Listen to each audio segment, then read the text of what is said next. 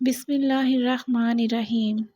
حضرت آدم علیہ السلام سے محمد صلی اللہ علیہ وآلہ وسلم تک جتنے بھی پیغمبر آئے، سب نے ہی اپنی امت کو ایک فتنے سے ضرور ڈرایا اور خبردار کیا۔ محدثین نے اس فتنے کو اس کائنات کا سب سے بڑا فتنہ قرار دیا ہے۔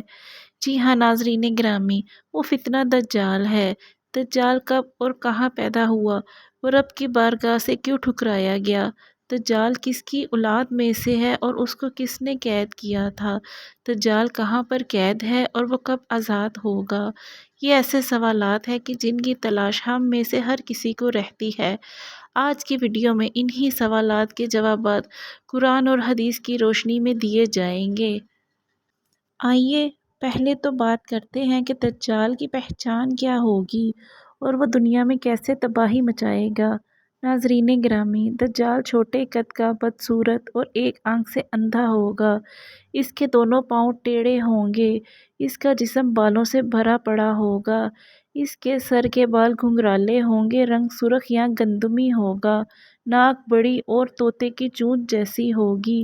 اس کے ماتھے پر کفر لکھا صاف دکھائی دے گا، جو کہ مسلمان بآسانی پہچان سکے گا۔ وہ جب زمین پر نمودار ہوگا تو لوگوں کو بڑا پرہیزگار دکھائی دے گا، پر اندر سے وہ کافروں کی طرح ظالم ہوگا۔ جب اس کے پیروکار کافی ہو جائیں گے تو وہ خدائی کا دعویٰ کرے گا۔ وہ بہت بڑی سواری پر سوار ہو کر گردش کرے گا، جس کی دونوں آنکھوں کے درمیان لمبائی تقریباً 40 گز کے قریب ہوگی۔ وہ جھوٹا فریبی قسم کا انسان ہوگا۔ اس کے پاس بے تحاشا دولت خزانے ہوں گے۔ وہ بے شمار نہروں پر قابض ہوگا۔ اس کی اجازت کے بغیر کوئی بھی شخص اس کی دولت خزانوں یا نہر سے پانی نہیں پی سکے گا۔ ناظرین گرامی، اس بات کا خدا کے علاوہ کسی کو نہیں پتہ کہ دجال کون ہے اور کہاں سے آیا ہے۔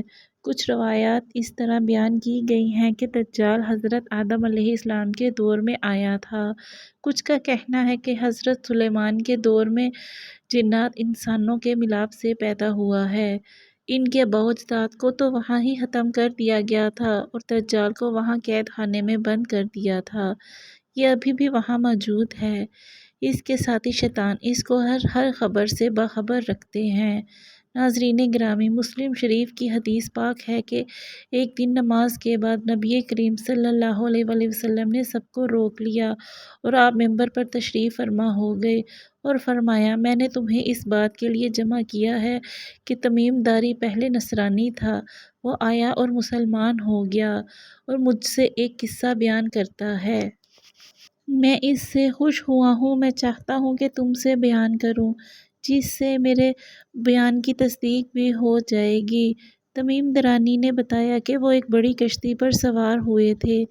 اس کے ہمراہ قبلہ لحم اور جذام کے 30 شخص بھی موجود تھے۔ وہ سمندر میں سفر کر رہے تھے کہ سمندر میں طوفان آ گیا۔ وہ طوفان 30 دن تک جاری رہا۔ وہ سفر کر رہے تھے کہ ان کی نظر مغرب کی طرف ایک جزیرے پر پڑی، جس کو دیکھ کر وہ بہت حیران ہوئے۔ وہ کشتیوں میں بیٹھ کر اس جزیرے کی طرف چلے گئے۔ جب وہ جزیرے کی طرف گئے تو ان کو جانور کی شکل کا ایک جانور نظر آیا۔ اس جانور کے جسم پر بے شمار بال تھے۔ انہوں نے اس سے پوچھا کہ تم کون ہو؟ اس نے جواب دیا، میں دجال کا جاسوس ہوں۔ اس گرجے میں ایک بندہ ہے جو بے چینی سے تمہارا انتظار کر رہا ہے۔ تو جب ہم اس گرجے میں گئے تو ہم نے ایک بہت ہی بڑا خطرناک بندہ دیکھا۔ اس سے پہلے زندگی میں ہم نے کبھی ایسا شخص نہیں دیکھا تھا۔ اس کا سارا جسم زنجیروں سے بندھا ہوا تھا۔ ہم نے اس بندے سے پوچھا کہ تم کون ہو؟ اس نے کہا، آپ سب کو میرا پتہ تو لگ گیا ہے، تم لوگ بتاؤ کہ تم کون ہو؟ ان لوگوں نے کہا، ہم عرب کے لوگ ہیں، ہم سمندر میں سفر کر رہے تھے کہ سفر میں طوفان آیا۔ اس کے بعد ہمیں یہ جزیرہ نظر آ گیا۔ ہم اس جزیرے میں آ گئے۔ اس نے ہم سے پوچھا کہ یہ بتاؤ کہ بسان کی کھجوروں میں پھل آتا ہے یا نہیں؟ ہم نے کہا، جی آتا ہے۔ اس نے جواب دیا کہ بہت جلد وہاں پھل نہیں آئے گا۔ اس کے بعد اس نے پوچھا کہ بحیرہ طبریہ کے متعلق بتاؤ کہ اس میں پانی ہے؟ ہم نے جواب دیا، جی بہت پانی ہے۔ اس نے کہا بہت جلد اس سے پانی ختم ہو جائے گا۔ پھر اس نے پوچھا کہ زغر کی بستی جہاں چشمے پہ پانی ہی پانی ہے، کیا لوگ کھیتوں میں اس پانی سے سیراب کرتے ہیں یا نہیں؟ ہم نے کہا اس میں بہت زیادہ پانی ہے، لوگ اس کے پانی سے بے شمار فائدے اٹھاتے ہیں۔ پھر اس نے پوچھا کہ نبی صلی اللہ علیہ وآلہ وسلم کا سناؤ۔ ہم نے اس سے کہا کہ وہ مکہ سے ہجرت کر کے مدینہ تشریف لے آئے ہیں۔ پھر اس نے پوچھا کہ کیا عرب کے لوگوں نے اس کے ساتھ کوئی جنگ کی ہے؟ ہم نے کہا عرب کے لوگوں نے جنگ کی ہے۔ اس کے پوچھا کہ پھر کیا نتیجہ نکلا؟ ہم نے کہا وہ اپنے ارد گرد کے علاقوں میں غالب آ چکے ہیں، لوگ ان کی اطاعت قبول کر چکے ہیں۔ دجال نے کہا عرب کے لوگوں کے بارے میں یہی ٹھیک تھا کہ وہ لوگ ان کی پیروی کر لیں۔ اب میں آپ کو اپنے بارے میں بتاتا ہوں۔ اس خطرناک شخص نے کہا کہ میں دجال ہوں، مجھے یہاں سے باہر نکلنے کی اجازت بہت جلد مل جائے گی۔ اس نے کہا 40 دن کے اندر اندر پوری دنیا میں داخل ہو کر تباہی مچاؤں گا، میں مکہ اور مدینہ کو چھوڑ کر ساری دنیا کو تباہ کر دوں گا۔ یہ سنا کر رسول اکرم صلی اللہ علیہ وآلہ وسلم نے اپنا عصا مبارک منبر پر مار کر فرمایا یہ مدینہ ہے جس میں وہ دجال داخل نہ ہو سکے گا۔ میں آپ کو یہی بتایا کرتا تھا کہ دجال نہ تو شام کے سمندر میں ہے اور نہ یمن کے سمندر میں ہے، بلکہ وہ مشرق میں ہے۔ حضرت محمد صلی اللہ علیہ وآلہ وسلم نے مشرق کی طرف اشارہ کرتے ہوئے فرمایا حضرت تمیم داری اور اس کے ساتھیوں نے جس جزیرے پر دجال سے ملاقات کی تھی اس کے بارے میں آج تک کسی کو بھی نہیں پتہ چل سکا، بلکہ اس کے بارے میں بہت سارے دعوے کیے جاتے رہے ہیں کہ وہ پراسرار جزیرہ کہاں ہے جہاں دجال زنجیروں میں قید ہے۔ کچھ لوگوں کا کہنا ہے یہ بحیرہ عرب میں ہے اور یہ سقوطر نامی جزیرے میں قید ہے۔ یہ جزیرہ ملک یمن کا حصہ ہے اور ساحل سے 400 کلومیٹر کے فاصلے پر موجود ہے۔ اس جزیرے پر رہنے والے جانور اور چرند پرند سارے دنیا سے بہت ہی مختلف ہیں۔ اس جزیرے میں ایسے درخت دیکھنے کو ملے ہیں کہ جس کے تنے سے سرخ رنگ کا عرق نکلتا ہے جیسے کہ خون نکل رہا ہے۔ اس کے علاوہ بھی اس جزیرے میں بے شمار حیرت انگیز چیزیں پائی جاتی ہیں۔ اس جزیرے پر ایک پہاڑ موجود ہے جس پر ایک بہت ہی بڑی مشہور غار الخوک ہے جس کی لمبائی اور چوڑائی 3 کلومیٹر کے قریب ہے۔ اتنا بڑا غار کہیں بھی موجود نہیں، جیسا کہ حدیث پاک میں ہے کہ دجال کا ظہور مشرق سے ہوگا اور وہ تباہی مچاتا ہوا پوری دنیا میں پہنچ جائے گا۔ یہی وجہ ہے کہ اس لوگ کے جزیرے کو دجال کا جزیرہ کہتے ہیں۔ جو بھی چیز وہاں چلی جاتی ہے وہ واپس نہیں آتی۔ اس جزیرے میں بے شمار جہازوں اور کشتیوں کے ساتھ حادثے ہو چکے ہیں۔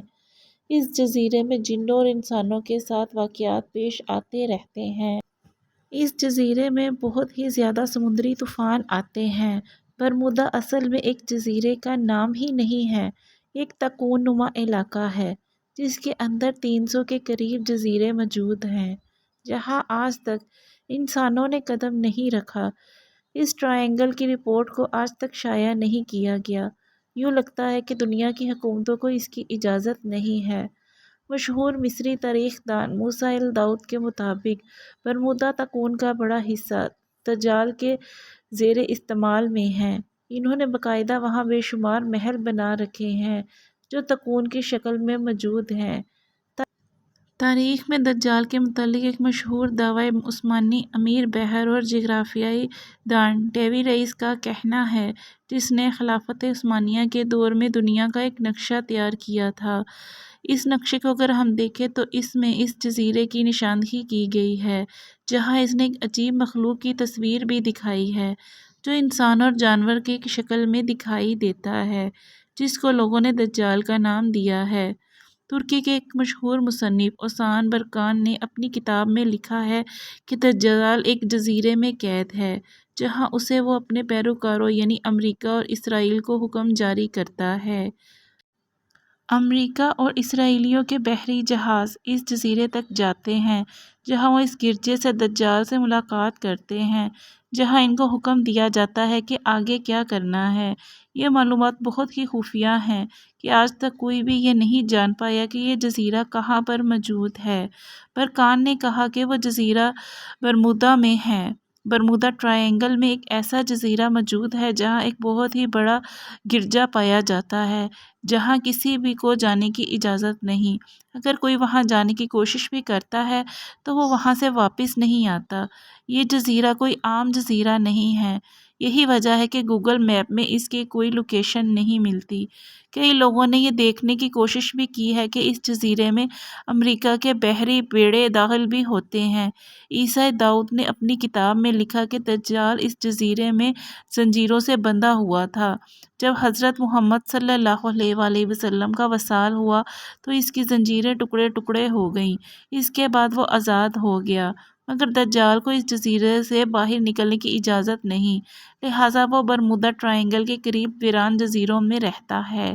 وہاں سے ہی اپنے پیروکاروں کے ذریعے خروج کی تیاریاں کر رہا ہے۔ یہ جزیرہ دجال کا ہیڈ کوارٹر ہے، جہاں سے وہ ساری چالیں چلتا ہے۔ دجال کے اصل جزیرے کے بارے میں اللہ تعالیٰ کے علاوہ کسی کو بھی علم نہیں۔